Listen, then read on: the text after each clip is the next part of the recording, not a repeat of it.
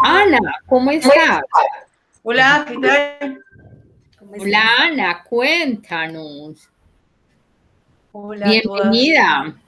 Muchas gracias.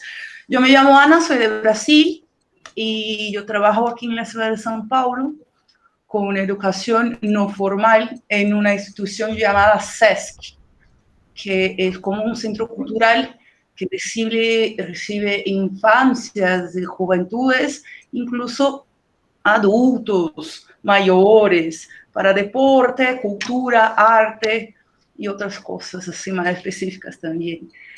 Ofrecen una gran variedad de servicios. Qué Entonces yo rico, trabajo Ana. con... Sí, sí. Aquí mismo hay una compañera que es Carol, que trabaja junto, trabajamos en la misma institución. Estábamos hablando con Carol de cómo estaba la situación en tu país y cómo se vive lo del COVID. Estábamos hablando cómo se estaba dando el retorno en Colombia. Está Mayerly y está acompañándonos la otra compañera, ella, Saide, van a estar conversándonos también sobre las situaciones que hemos visto mientras llegan los ponentes, porque no sabemos si los ponentes han podido ingresar. Entonces estamos aquí porque estábamos solucionando problemas de conectividad, baja internet, baja señal, lo que nos pasa en el diario convivir cuando vamos a nuestras labores cotidianas, que no tenemos plataformas pues hábiles todavía en América Latina. Nuestras conectividades no son de grandes empresas, sino que son conectividades domésticas, entonces no tenemos fibra óptica. En la zona donde yo vivo todavía no ha llegado fibra óptica. No sé si Amarle o Aide tendrán por allá y que nos cuenten la experiencia. Yo las invito a dialogar y a tejer este diálogo mientras nos llegan las demás personas. Pues desde mi experiencia ahorita escuchaba que ingresaban a las clases alrededor de 60 estudiantes. Eso era lo que, pues, cuando entré que estaban hablando, pues al menos ustedes tenían esa gran cantidad de estudiantes. El año pasado yo soy Maggerlin Borja Maturana, hago parte pues de la red Chisúa, que es una red de maestros que está ubicada en Bogotá, pero tiene unos nudos, como lo menciona su coordinadora, que es Ana Brisset, tiene unos nudos y uno de los nudos es el de Medellín. Y nosotras pues estamos en la ciudad de Medellín. Y soy docente de primaria del grado quinto. El año pasado era docente de lengua castellana, del área de lengua, y tenía 7 grupos. Eran alrededor de 300, de a 35 más o menos, 3 por 7, por ahí 220 estudiantes. Y de esos 220 estudiantes se conectaban solo 40, pues a las clases virtuales. Este año soy la profe que da todas las materias, todas. Y al inicio, antes de la presencialidad, de 30 estudiantes se me conectaban 6. Entonces, muy baja la cobertura frente a, pues, a poder acompañar y llevar adecuadamente los procesos con los estudiantes. Ahora con la presencialidad, bueno, el asunto es distinto, aunque también, aunque estemos en la escuela, pues no es la misma, no se vive de la misma manera, pues frente a los protocolos y todo lo que genera el distanciamiento y las cosas que no deben hacerse, pues limitan como muchas de las estrategias a las que estoy acostumbrada, por ejemplo. Sin embargo, siguen habiendo niños que no van a la escuela porque hay comorbilidades en la familia o porque les da miedo. Pero un asunto, por ejemplo, al que le he hecho crítica y me cuestiona es que el ministerio llama a presencialidad, ¿cierto? Antes estaba la alternancia y estaba la posibilidad de atender a las dos poblaciones, a quien iba a la escuela y a quien no. Ahora es solo presencialidad y bueno, y se viene presentando como la discusión, bueno, los niños que van a la escuela, ¿cómo se atienden? En mi institución, por ejemplo, el rector les ha dicho a las familias, porque ellas deben llevar una carta expresando por qué no pueden ir, y ahí le ha dicho a las familias que tienen que ir, o si no, pues entonces no se aprobará el grado. Y bueno, ese es un asunto pues que con el que no estoy conforme desde los planteamientos del ministerio. Pero ha sido rico el regreso, pero bueno, tiene sus limitaciones y a veces como que no me gusta. Bueno, mi Eso les nombre cuento es de mi experiencia. Luis Elvira Estrada Palomino. Yo trabajo en un municipio certificado que es en la zona sur del Valle de Aburrá, es Itagüí. Era la que les contaba que yo tenía en matrícula 62 estudiantes el año pasado. Realmente de esos 62 estudiantes se conectaban 30. 30, 37, 35 eran intermitentes, pero regularmente uno mantenía la franja de 30.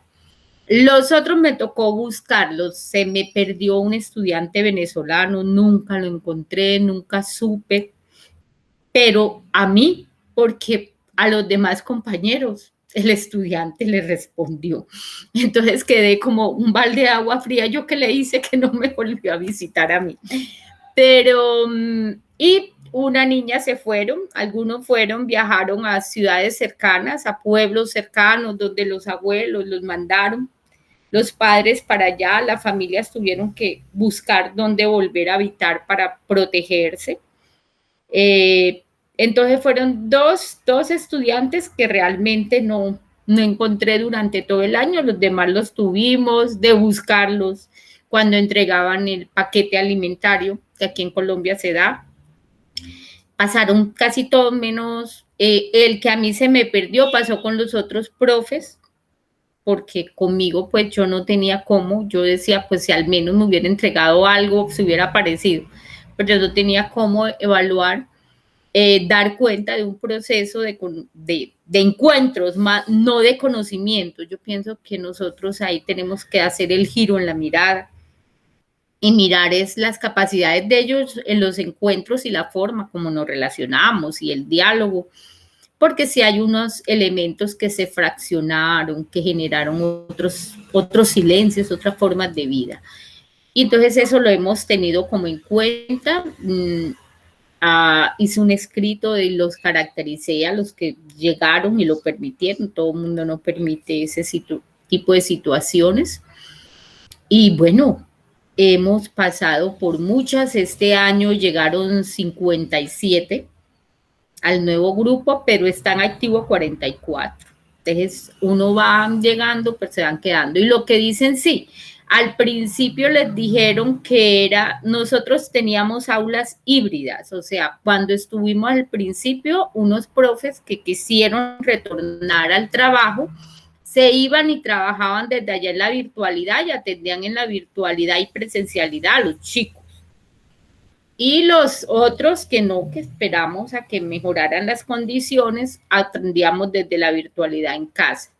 Entonces las aulas híbridas estaban en el colegio, pero ahora que llegaron y que nos dijeron que todos teníamos que ir, se cayó lo híbrido, no dio la plataforma de conectividad para trabajar todos.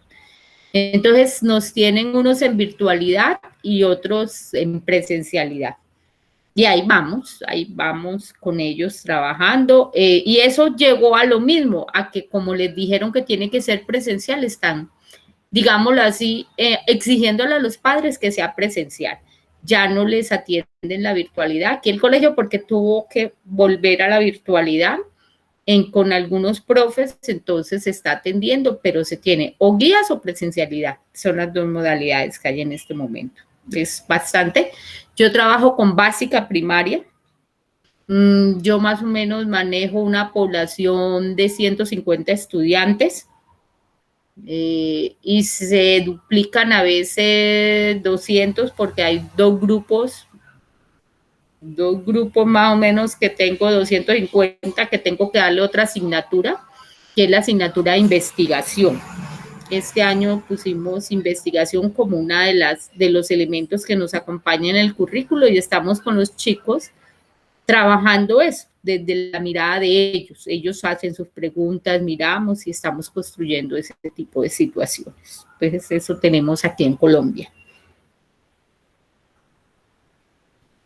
No sé si ustedes nos quieran compartir. ¿Qué? Ahora estoy. Que aparte de trabajar con el Centro Cultural junto a Carol, yo también soy maestra en una escuela de ensino privado aquí en la ciudad de São Paulo, en una escuela muy chiquitita que poseímos muy pocos estudiantes, pero la gran marca de la pandemia, de la situación actual es que muchos de mis estudiantes poseían una buena conectividad a Internet, pero no poseían equipos suficientes para todo el trabajo de la familia, de los hermanos y de todas las personas que tenían que mantenerse conectadas en Internet a los mismos horarios. Entonces pasó muchos alumnos no se acercaron a mis clases. Yo soy una maestra de arte, entonces no se acercaban a mis clases porque el hermano estaba en la prueba, el padre estaba trabajando y esto fue una realidad muy marcada en el año 2020 y seguimos ahí. Ahora vamos a volver en clase justo esta semana y ahora voy a ver cómo estamos, pero con más alumnos en la presencialidad. Es decir, lo que me está muy mal hecho en educación, en especial en el ensino privado, lo que estoy experimentando es esta modalidad híbrida de hibridización. Es decir, es muy difícil, no es acercarse a todos los alumnos de una manera que estén en grupo, que estén trabajando juntos, con la mitad en una pantalla de internet de una ordenadora pequeña en la aula, y los otros en presencialidad junto a mí y que tener que seguir la distancia, las mascarillas, de todo el rollo. En especial porque ellos están en un momento sentimental, psicológico muy único y están así muy agotados. Los que están en la presencialidad se sienten más así con energía porque están junto a otras personas. Este momento que estamos. Entonces, muchas veces veo que los que están se mantienen en sus casas porque no tenemos todas las vacunas aún, no tenemos una situación segura para todos. Los que se mantienen en sus casas están así a todos los días más agotados y sin interés en mantenerse en la escuela, aunque los que ya están en presencialidad están más así, un poco mirando una esperanza, están un poco más despiertos, haciendo juegos, y un poco más de energía en general. Es esto, que estamos en un momento que ya está algo muy más allá del currículum, más allá de la información pura de las disciplinas de la escuela, pero un momento que el aporte del calor humano sería lo que está más grave, más urgente.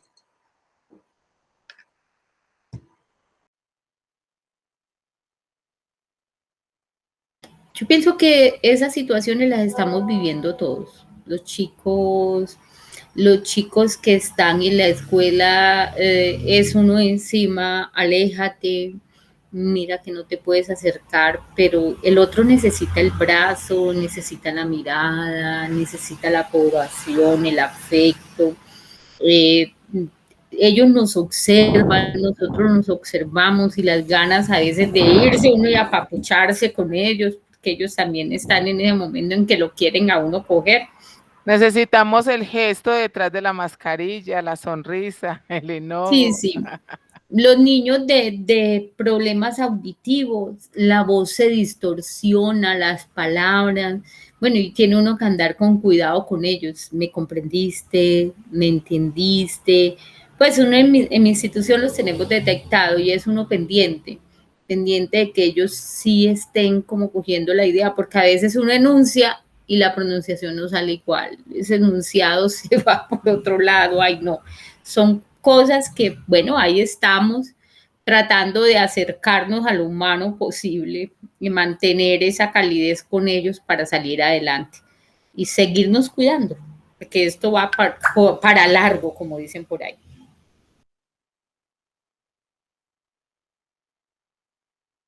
Bueno, muy buenas tardes. Mi nombre es Olga Cecilia Torres.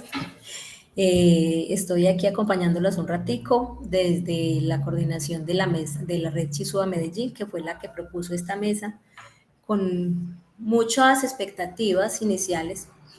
Ya hace año y medio que se estaba organizando la mesa, 2 años, cuando se empezó como a planear todo este proceso. Teníamos como la intención de que esta fuera una mesa más de trabajo tipo taller, donde pudiéramos como interactuar y hacer otras actividades más lúdicas, más dinámicas, en cuanto a todo eso que tiene que ver con el arte, sobre eso, lo de los territorios, sobre cómo nos desenvolvemos nosotros como sujetos que vivimos en un espacio determinado y cómo todos esos espacios y todos esos territorios nos marcan. Desafortunadamente, con todo lo de la pandemia, se traspapelaron como todo este proceso de creación de la mesa y hubo la necesidad de pasar a hacerlo de manera virtual, lo cual desmotivó bastante. A eso sumado como otros asuntos de costos y demás, no se logró como concretar la participación de los ponentes en la mesa, y dado a eso estamos hoy aquí reunidas nosotras con ustedes como asistentes a la expectativa si de pronto sí se conectaban o no los ponentes, porque nos dijeron que hasta hoy tenían plazo de pagar. Entonces no sabemos si se vayan a conectar más tarde, si no. Asumo yo que si hasta ahora no se ha conectado ninguno es porque ninguno terminó con ese proceso.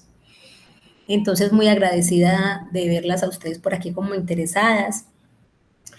Esperemos que para un próximo encuentro, no sé si presencial o para la próxima Bienal de aquí a un año, porque no sé si se vaya a correr 2 años o vaya a continuar como venía, nos podamos encontrar y compartir como este espacio de una manera mucho más dinámica.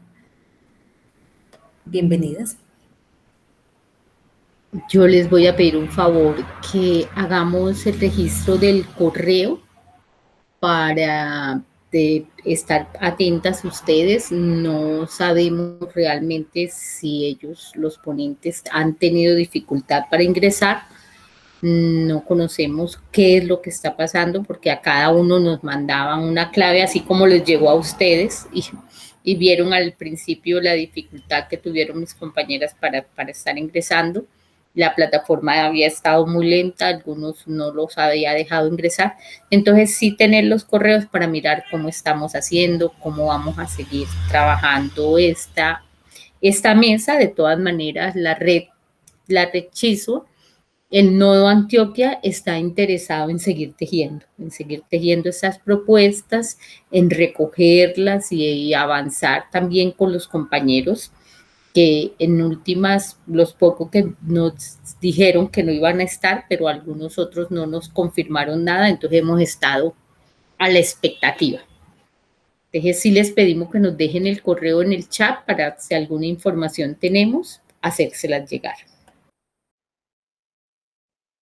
Y si en la proyección que tenemos de hacer un encuentro, como lo menciona Luisa, pues las invitamos a que puedan participar y conocer esas experiencias en las que estaban interesadas en escuchar. Sería genial, sería muy genial. Entonces voy a apuntar en el chat mi correo, así que más informaciones, por favor, envíame, que también envío a Carol y a todos nuestros compañeros de Brasil para que sepan más. Sería maravilloso. Sí, que estamos con un grupo de, somos como 10 personas de la misma institución, institución cultural, que estamos todos juntos aquí desde Brasil, y estamos cada uno cual en talleres distintos para discutir asuntos distintos, y así que podemos acercarnos nosotros todos y después cambiar informaciones. Entonces, este es nuestro plan. Bueno, no sé si aprovechar las que estamos aquí, conversar un poquito en torno a las preguntas que planteábamos para la mesa. Les voy a leer la primera y si de pronto alguna tiene como algún aporte en torno a ella, pienso que sería bueno que aprovecháramos y conversáramos nosotras. La primera pregunta que teníamos era, ¿de qué manera los niños, niñas y jóvenes expresan a través del cuerpo sus sentires como sujetos sentipensantes que se movilizan y emergen en los territorios, que se tejen desde las desigualdades culturales, sociales, éticas, estéticas y emocionales? ¿Qué piensan ustedes de eso? De lo que hemos observado en nuestros colegios, en nuestros niños, con nuestros grupos culturales, los que están en mesas culturales. ¿Cómo es ese interactuar de los niños en estos territorios en los que conviven?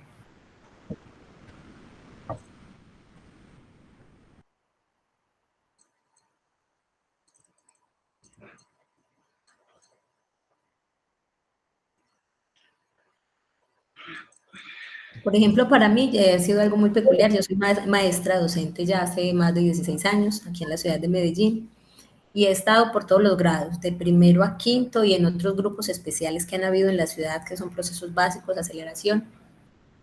Y es muy particular observar cómo varían dependiendo de las edades ese comportamiento.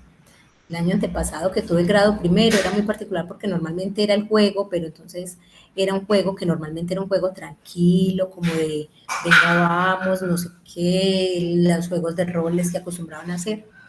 Pero luego tuve un grupo de cuarto donde los juegos eran una interacción muy pesada, porque entonces los niños se reestrujaban, se empujaban. Entonces, de hecho, frecuentemente me tocaba realizar actividades donde hicieron llamado como a ese controlar ese cuerpo, a que miráramos qué era lo que estaba pasando, que necesitaban esa forma de expresión como tan brusca, tan violencia, que terminaba uno siempre con algún niño aporreado en el descanso. Entonces, paremos el descanso y sigamos. ¿Cómo han observado ustedes como esas interacciones de los niños?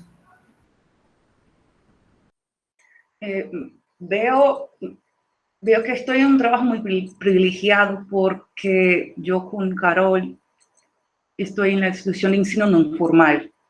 Es decir, tenemos yo tengo a cotidiano libertad de crear espacios lúdicos, pedagógicos para niños de 0 hasta los 6 años. Entonces, en un gran espacio, sí, es genial, son espacios muy bonitos para las familias con las crianzas, con los niños pequeños. Y aparte, es como un gran espectáculo del desarrollo del cuerpo, desarrollo del equilibrio, desarrollo del sentimiento, de las miradas, de todo.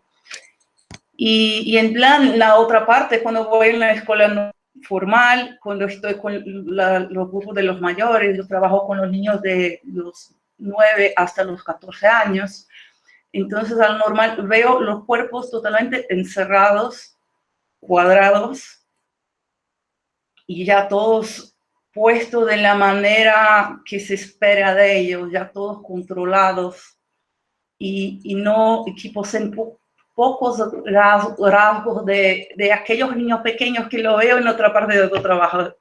No creo que estoy muy clara, pero es que mis prácticas profesionales me ponen estos dos puntos muy extremados, de edades, claro, y también de situaciones de los cuerpos. Me gustaría mucho traer más ludicidad para los mayores, que la ludicidad, el juego, la diversión, el gran libertad del cuerpo se va perdiendo, el sistema formal de ensino que tenemos hoy. Entonces, las fileras, las colas, la estructura de esos horarios, tiene que hacer así, terminar hasta la hora tal. Entonces, esto todo va a conformar como la propia sociedad conforma. Entonces, es la manera que observo hoy. De acuerdo, sí. De acuerdo con Ana. pues nuestro sistema lleva tristemente a limitar los cuerpos, porque se ha mantenido durante mucho tiempo unas conductas que hay que estarlas cumpliendo, ¿cierto? El de la fila. Y un maestro, una maestra, de pronto que se piense otros asuntos frente a ese reconocimiento del cuerpo, hasta es también llamada a situarse dentro de la normalidad de las acciones en la escuela. Pienso que el dejar ser en los niños y en las niñas pues empieza a limitarse si en la escuela, por ejemplo, desde la estructura de la escuela, hay escuelas pequeñas. Entonces, el primer llamamiento a los niños es no corra, ¿cierto? No corra. Un niño o una niña, en la edad que están, decirles que no corra, si ellos lo que son movimientos, son movimiento. O cuando están en el aula de clase, pensar, bueno, se acabó matemáticas, saca el cuaderno de español, saca el cuaderno de religión, o sea, no hay espacio para el movimiento, para esas expresiones, de hecho, o sea, no necesariamente tiene que ser del cuerpo, sino también desde las ideas, desde los pensamientos. Entonces creo que estamos todavía encerrados pienso yo que en toda una mirada que se ha constituido también culturalmente de lo que son esos procesos de enseñanza y aprendizaje, pero el pensar ahora, pues también existen discursos mucho más alternativos frente a enfrentar estas situaciones, pero son discursos que solo pues suenan, son sonoros, pero llevarlos a la realidad, entonces desde unas directivas dicen, no nos metamos con esto porque tampoco hay dinero para apoyar ciertas estrategias. Bueno, es un asunto muy difícil y yo pienso que los niños padecen muchas situaciones tristes en la escuela frente a ese asunto, de esos sentires, del movimiento en el territorio. Yo aporto ahí algo, Luisa, que cuando lo vea compañera, no sé si les pasó, pero por ejemplo en mi primer año de docencia, cuando llegué al colegio, yo estaba en una institución que se llama Santo Domingo Sabio, la sección era Carpinello Amapolita. Había un compañero de educación tradicional, pues digo yo educación tradicional, era un profesor ya mayor, tenía un grupo, y era muy particular porque uno entraba al grupo de él y se paraban todos formalitos, juiciosos. Buenas tardes, querida profesora. Ustedes, muy buenas tardes, ¿cómo están? Y todos en corito, muy bien, gracias a Dios y usted. Entonces ese era el primer saludo. Y cuando entraban al salón de uno y veían que uno no tenía esa rutina con los niños, ahí mismo, y esos muchachos, pero párense pues, que les toca pararse, que hay que saludar. Y que desafortunadamente es la realidad de la institución educativas, académicas, normales, formales, porque el proceso de nosotros es enseñar a los niños a obedecer, desafortunadamente. Entonces, porque la idea es que ellos se acomoden para poder que sigan haciendo parte de todo este proceso laboral que después tienen que llegar, que lleguen puntuales, que lleguen bien uniformados, que lo tengan bien puesto, que no sé qué. Y empezamos a regular hasta de algo tan sencillo como la ida al baño. No se pueden ir para el baño, es solamente a la hora del descanso, pero ¿quién le quita a uno la gana de ir al baño cuando uno llegó en este momentico y quítasela? Uno como profe que tiene esas ganitas, aguánteselas porque no es el momento. Entonces son como un poco delimitantes que de por sí ya la estructura de la escuela uno ya no sabe si es por temor o qué, que es que de pronto se cae en la ida al baño, se aporrea, se lo roban. Otras cosas desafortunadamente por es que han pasado con las idas al baño. Entonces se queda uno que no sabe si lo limito, si no lo limito, si le doy ese permiso, no se lo doy. Pero que que afortunadamente ellos igual siguen sacando, pues afortunadamente yo pienso que todas estas diferencias que tienen de aprendizaje, muchos de ellos que llamamos que TDAH, que no sé qué, yo pienso que son formas que del ser humano va haciendo como para tratar de rebelarse contra todas estas normas que les vamos imponiendo, porque no es lo mismo usted decirle siéntese a un niño que ya tiene la mamá conductado, juicioso, a decirle a todos estos niños que llamamos hiperactivos, siéntese, porque ese no lo sienta ni en chucho. Entonces nos toca y nos obliga como maestros a repensar en esos procesos de formaciones otras actividades, otras formas de entender al otro que les permitan interactuar, que les permitan moverse, que les permitan sentir. Pero hoy en día uno les propone a los muchachos, vamos a hacer un juego esta mañana, les decía a los muchachos, les voy a enseñar una canción que se llama Había un sapo, que es la que casi siempre les enseño porque les sirvió a uno como para trabajar con ellos toda esa parte de audio. Entonces les decía yo, había un sapo, y entonces les hacía el gesto del sapo, que moría de frío, y ellos, había un sapo. Y yo, pero hágale, pues muévanse, no desayunaron. Pero es por todo esto que ya los tenemos de que estén sentaditos, y más ahorita con toda esta regulación de pandemia y protocolos, que entonces menos, porque entonces que no pueden hablar, que no se puede juntar con el otro, que no se pare de aquí. Entonces están mucho más temerosos de expresar. Si antes daba dificultad, ahora nos toca hacer un máster para aprender a leer siquiera los ojos, que es lo único que les podemos ver, porque esta forma en cómo se expresa uno así, pues yo aquí estaba con mi tapabocas y yo dije, madre, yo cómo hablo aquí, si es que en el salón uno es ahogado para poder expresar y decirles, y más cuando tenemos algunos como estas dos, que tenemos que estar hablando con las manos, con el cuerpo, con el movimiento, que yo normalmente voy y les toco la cabecita, ahorita no hay forma. Entonces la institución formal como tal no limita solo a los muchachos como tal en esos procesos de expresión, sino también a nosotros como docentes, también somos unos que estamos ahí regulados, regúlese usted y autorregule al otro. Y si no hacemos ese proceso, entonces, vean, llevamos de la rumba. Luisa había pedido la palabra. Vean, cuando yo entré hace muchos años, yo soy del régimen 2277, yo peleaba en el colegio porque los muchachos debían tener 1 metro de distancia para ser libres y trabajar en el salón.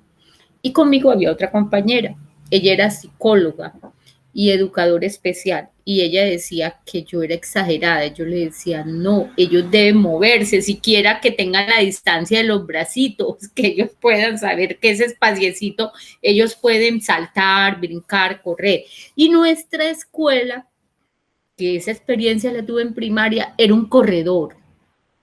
No tenía más de 4 metros de ancho por 10 de largo. Entonces, para hacer los descansos, no podíamos correr, no podíamos saltar. Y esa educación, podríamos decir que las mamás de esos chicos no eran las mamás que los habían estimulado para tener. Ustedes, cuando yo empecé a gestar la vida de mis hijos, empecé a estimularlos, ¿cierto? Y empecé las luces, las canciones, el idioma, el baile, la danza, todo lo que se me venía encima, los sonidos y todo con los hijos. Claro, y cuando me van a dar el bebé, me lo entregan y que todo enrolladito, y yo, ay no, ¿qué es esto? Pero enrollado, y yo decía, no, así no.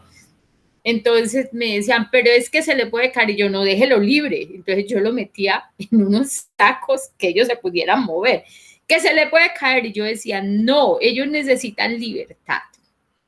Mi segundo bebé fue muy de movimiento, eso no lo tenía ni el agua. Estuvimos cerca del mar viviendo en una época y el agua no lo detenía, porque son movimientos, son energía.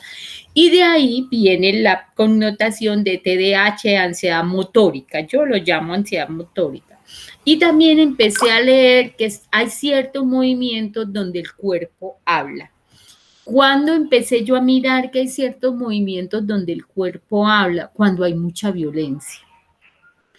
Los chicos que son producto de la violencia son los que tienen esas retracciones, son los que se encuentran que ellos explotan, que no tienen el control inhibitorio, que saltan y que por cualquier cosa agreden al otro. Pero es que el cuerpo de ellos ya explotó del acumular la violencia familiar, y entonces esa situación de violencia familiar los lleva a ellos a ese mirarse, a ese entrar con complicidad o complejo con el otro. Entonces ahí el cuerpo nos está diciendo que hay situaciones que nos invitan al cambio. Ahora con los 100 metros de distancia, esperemos que lo conserve la escuela. Nosotros dentro del grupo del CEID de Adida, de Antioquia, decimos, listo, volvamos a buscarnos la forma de que todos podamos tener ese espaciecito y entendamos, yo leo mucho a Bill Howes, y entendamos que hay un ser que se cree autosuficiente, que se cree con grandes capacidades, que ya es el ser, es ese sujeto al que nosotros nos toca educar, que le dijeron que él era el todopoderoso y el que ya podía. Afortunadamente, decía yo en uno de estos días, que América Latina se tejía de otra forma y decía no estamos conformes, nosotros todavía no podemos, necesitamos que nos ayuden, necesitamos transformar el sistema, que es el estallido social que se ve en Colombia, porque los muchachos están diciendo necesitamos un cambio, lo que hay no es. Entonces, hasta los mismos infantes, uno los ve con los chicos, con los papás, y la forma como los papás llevaban a los niños en el coche, que los llevan así mirando al mundo, entonces nosotros teníamos el cuidado de que los niños fueran sentados, pues, buscando la forma de que la vida la vieran diferente, entonces nos decían, ustedes son unos padres raros, pero pienso que esos seres raros que tratamos de que el mundo se lea diferente, somos los llamados a hacer osadías, a tejer esperanzas, a mirar que ellos puedan. Con los estudiantes, yo mi aulas de clase nunca las ubiqué uno detrás del otro, yo siempre hacía una U, y tenía, entonces me decía el salón porque es diferente, usted porque también se pone a la altura de nosotros, el nivel.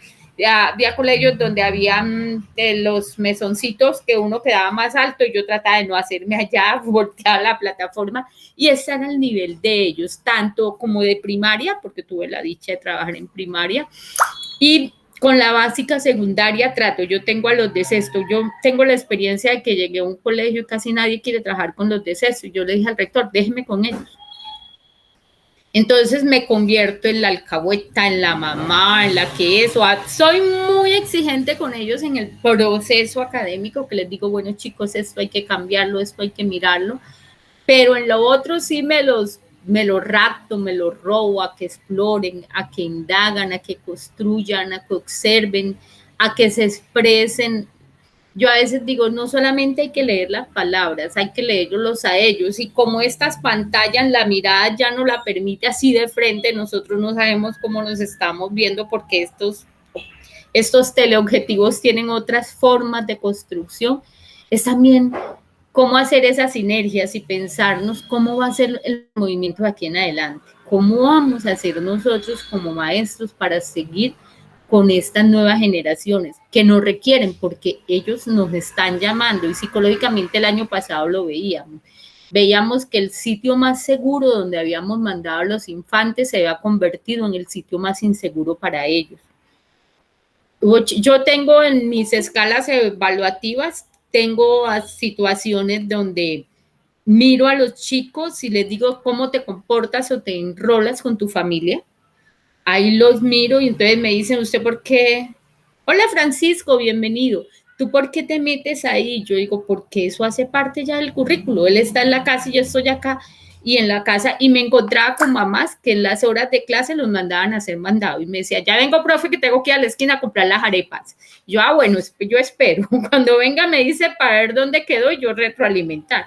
Pero hace parte ya de este mundo, de quitarnos como las telarañas y los prejuicios y empezar a caminar con sus necesidades, digo yo. Hola Francisco, estamos dialogando. ¿Cómo estás? ¿Te quieres presentar?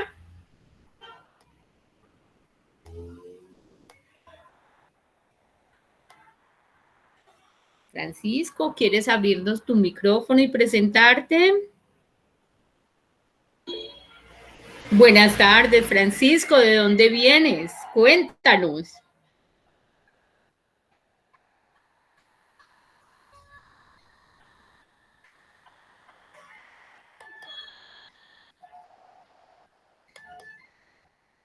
Bueno, parece. Francisco es de Colombia, de la Universidad de Manizales. Bienvenido. Nosotros estamos en un diálogo.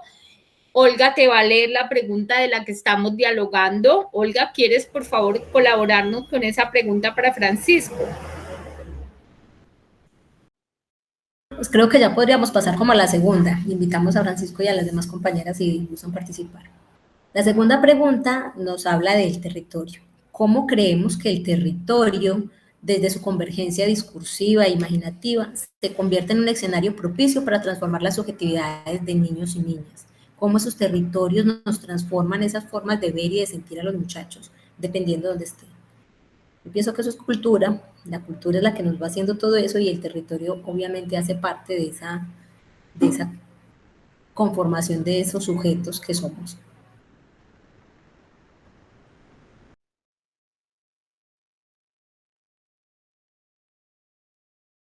Si de pronto tienen algún ejemplo específico que ustedes digan, vean, yo he observado, por ejemplo, que en este territorio específico, porque por ejemplo en las ciudades que están subdivididas, aquí en Medellín, que nos llaman comunas, que la comuna tal, tal, tal, uno ahí mismo ve que como hay ciertas características que ahí mismo la gente dice, ah, no, ese mínimo es de Manrique. Por ejemplo, yo soy de Manrique, entonces siempre decía que por la forma de bailar, que porque tenemos un ritmo no sé cómo, por el hablado, por muchas cosas que van como demarcando ese sujeto. ¿Cómo creen ustedes que esos territorios van marcando esa construcción? Aunque creo que hay excepciones, pero igual vuelvo a plantear que es desde esas diferencias que tenemos como sujetos que nos van marcando. O sea, el territorio marca una parte, ¿cierto? El dónde estamos, dónde nos ubicamos, pero igual hay ciertas características del carácter que hacen que algunos o nos sumemos como al colectivo, al montón, o que hagamos como una brecha y digo, no, a mí no me gusta esto como soy, entonces yo cambio como hacia el otro lado, pero normalmente sí uno ve que hay como una tendencia, o los que se van por, como dice mi mamá, donde va Vicente, va toda la gente, entonces todos son como con el mismo estilito, o los que dicen, no, este no va a ser mi estilo y me voy como por este otro lado. ¿Qué cosas han observado ustedes en sus territorios? Que digan, ve, en este territorio es muy característico esto.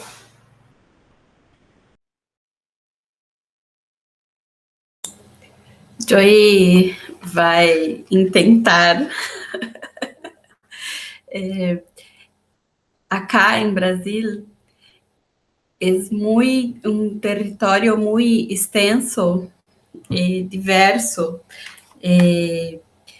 Eu trabalho em uma cidade grande, muito grande, pero eu vengo de uma cidade menor. O que podemos ver os niños e as niñas de las grandes cidades têm pouco contato, eu não sei, com a natureza, pero quando esta unidade, este espaço onde eu trabalho é novo em la ciudad. Esse espaço cultural, com muitas atividades, espaços para niños brincarem livremente, espaço aberto, áreas verdes. Los niños y las niñas no se apropian ¿no? do espaço. É muito novo para eles e elas. Nas cidades menores, é uma realidade mais comum. Eu penso que, neste caso, há medo ou receio de utilizar, porque é muito diferente do que as famílias, os chicos, as chicas conhecem. Depois você me ajuda. Ajudo sim, Carol, fica tranquila, eu ajudo. Não tem problema. Então, eu vou seguir, Carol, porque eu vou complementarla. Eu creio que vosotras la comprendido, pero a ella le parece así, pues, muy insegura de hablar en español. Pero estaba bien, la gente te comprendió, sí, ¿viste? Pero lo hizo excelente, se le entendió todo. Gracias. La gente te comprende, normal, no te preocupes. Entonces, lo que ella le traje que a mí es muy importante cuando veo la ciudad de São Paulo y los equipos culturales, los espacios de parques, los espacios... En São Paulo tenemos una gran parte de equipos que están en buena calidad y dispersados por muchas partes de la ciudad. Ellos existen. En gran parte de ellos no hay la necesidad de pagarse para entrar y nada de eso. Hay muchos que la alcaldía o los gobiernos los mantienen. Entonces, aquí parece que muchos niños y jóvenes, a ellos no los convierten en aquellos espacios como suyos, porque mi interpretación es que existe una barrera, que es la barrera que no se ve, que es una barrera que es muy clara en la ciudad de São Paulo, que es la barrera social, cultural y económica. Entonces, hay espacios que son de gobierno y que no hay que pagar para entrar, pero en un espacio de la clase alta no es mío. A mí no es mi hogar aquí. No estoy haciendo parte de aquí. Entonces, lo que veo de muchos niños es que ellos están encerrados en sí mismos en los barrios y ellos no utilizan la ciudad en su unidad completa porque hay un problema económico de trasladarse en la ciudad hay que pagar el autobús y todo esto. Pero más que esto, ellos no se sienten como pertenecerse a estos equipos culturales, la cultura. No se sienten parte de. No se sienten parte, gracias. Entonces, muchas veces porque la expresión cultural que hay en estas partes no es la expresión cultural que está en los barrios. Un gran ejemplo en São Paulo es la música funk. Creo que vosotros ya están acostumbrados con este ritmo de Brasil, que es muy conocido, pero el funk es muy conocido en los barrios, las periferias de la ciudad, pero en los equipos culturales no es un ritmo, no es un baile que realmente toma parte de ese espacio. Entonces, el chico que escucha su música en su cercanía, en su barrio, con su vicinanza, no se siente parte cuando va a un concierto en el centro y no puede mirar nada, no conoce a nada, no conoce al cantante, no conoce la banda, no conoce a nada.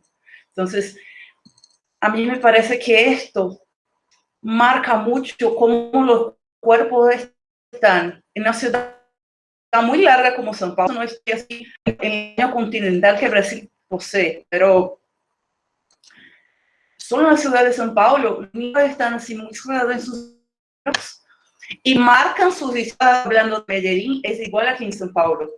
Una persona en un barrio posee un objeto de hablar y de vestirse y unas palabras muy distintas y todo. Cuando se traslada de barrio en la misma ciudad, y tú eres del otro barrio, de la otra zona norte, tú eres del sur. Entonces, esto es muy marcado. La gente se identifica a ser apartada a vez de ponerse en cambios con otras partes. Esta es la manera que observo.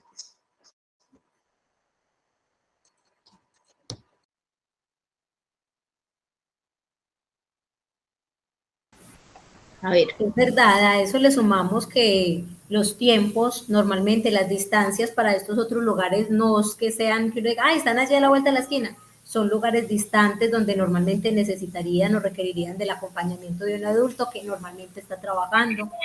Obviamente la situación económica implica dejar a los niños solos y que se desenvuelvan como puedan. Entonces eso también limita mucho.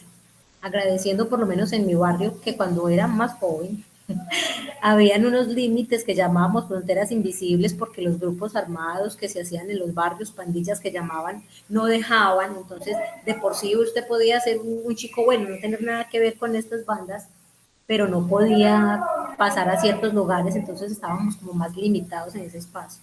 Pienso que en cuanto a eso, el tiempo que ha transcurrido ha fortalecido y ha privilegiado a estos jóvenes de hoy en día, porque hay múltiples actividades, por lo menos aquí en la ciudad de Medellín, para que los niños puedan realizar así sea en el propio barrio, y que cuando hay como, digamos, cierto nivel de, ¿cómo se dice?, austeridad, donde hay poco dinero, como tienen poco acceso a televisores, computadores, internet, celulares, entonces obliga a los niños a estar más tiempo fuera de la casa, además porque no hay quien les pare, entonces se va para la calle, entonces tienen como una posibilidad de interacción entre ellos diferente.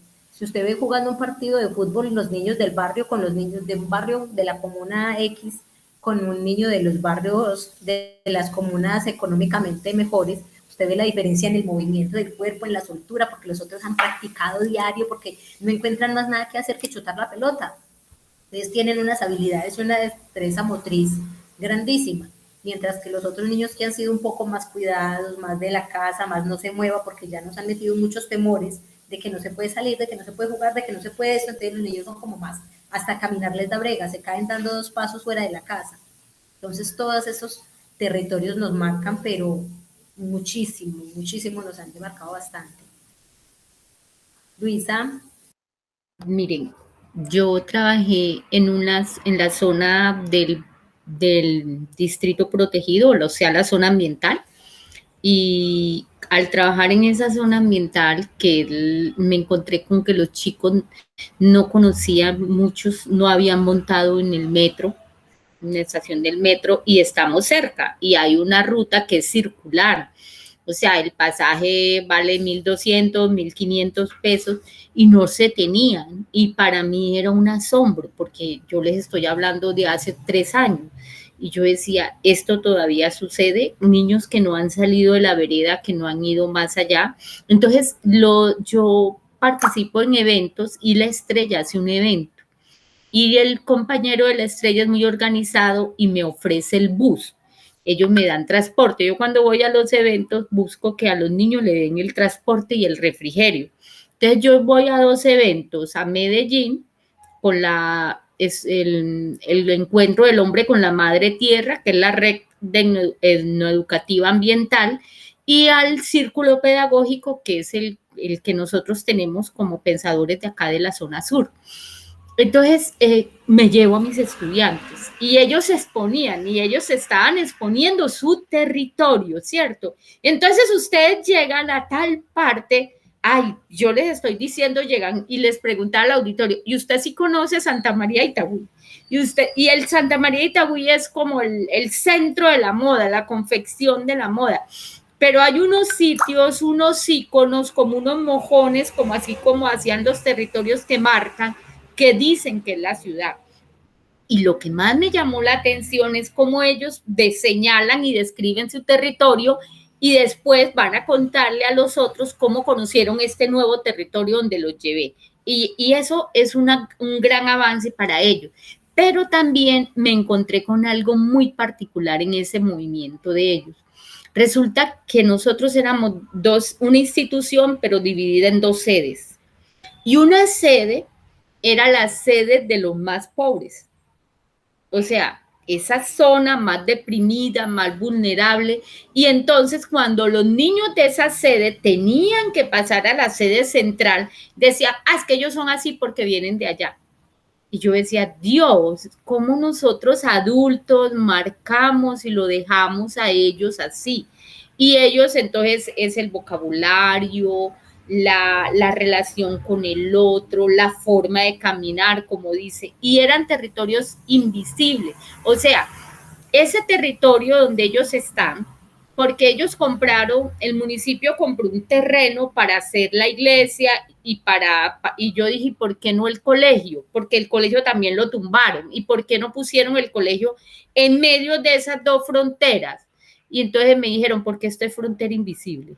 Y yo, pero ¿cómo así que sabiendo que esto es un territorio de fronteras invisibles, no solucionamos? No hicimos un proceso de tejido social para no hacer esas demarcaciones. Y miren que nosotros en las mismas escuelas tenemos las demarcaciones. Aquí se unificaron los colegios para evitar tener que pagar a tantos profesionales de la educación, entonces nos reunieron en una sola institucionalidad.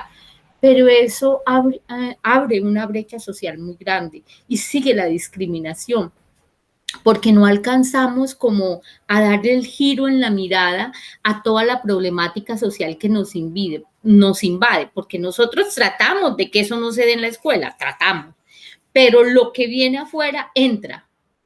eso entra, eso transita, eso se corporaliza y eso sigue habitando los territorios. Entonces el trabajo de nosotros y ahora es más grande, porque entonces ahora los movimientos del que llegó con la guía, que nunca pudo estar en virtualidad, y el movimiento del que está en virtualidad, pero yo tengo chicos que se conectan con el Wi-Fi del vecino. Entonces tienen que estar buscando dónde les llega la señal, cómo hacen. Entonces todo eso, yo por ejemplo los tengo clasificados para los movimientos, porque yo veo que él me entra 5 minutos, está estable, entonces yo ya sé cuando la red está estable, entonces lo pregunto, ahí aprovecho para evaluarlo, para saber cómo está, como para tener una interacción con él, porque no es solamente del acercamiento con el otro, de lo presencial, sino desde todas las situaciones que estamos viviendo. Entonces ahí hay corporalidades y elementos que nos dicen que tenemos que tener una alerta constante con el otro tejido social que nos llega. Bueno, yo quiero agradecer a Ana su participación tan activa, tan dinámica en este espacio de mesa. Desafortunadamente, pues no llegaron como más ponentes. Yo tengo otro compromiso. Las compañeras creo que también. Entonces vamos a cerrar por el día de hoy la mesa. Luisa, mañana tienes ponencia también, creo. ¿O tenemos mesa mañana también? No hay horario, ¿no? Sí, mañana también en el mismo espacio de 2:30 a 4. 2:30 a 4. Tenía el micrófono micrófono apagado, no te escuchaba nada. Tenía el micrófono Hola, apagado. sí, Sí, mañana hay sesión también. estamos así como hoy, esperando que los ponentes se unan. Realmente, Ana nos disculpa, pero por logística, nosotros los coordinadores de mesa no tenemos la certeza de quiénes van a llegar. Solamente les avisamos. Ellos, algunos sí nos dijeron no, pero otros sí habían subido las ponencias hacía rato. Desde la primera vez ya habían mandado ponencias completas para publicación, entonces hemos estado pues aquí tratando de seguir tejiendo y aprendiendo de estas nuevas modalidades. No, pero bueno, pero no pasó nada. Muchas gracias por toda esta charla, por toda esta conversación, la discusión, los cambios. A mí me importa mucho conocer y cambiar con otros de otras partes, y esta bienal es riquísima por motivos. Entonces yo voy a cambiar de mesa, voy a ver otros cambios y temas, y nos vemos. bueno. Entonces, buenas Chao, tardes. muchas gracias. Chao, Ana, chao, Valle, chao, Luisa. Chao, Muchas hasta gracias. luego. Chao, que estés bien. Chao. Un abrazo bien grande, Ana.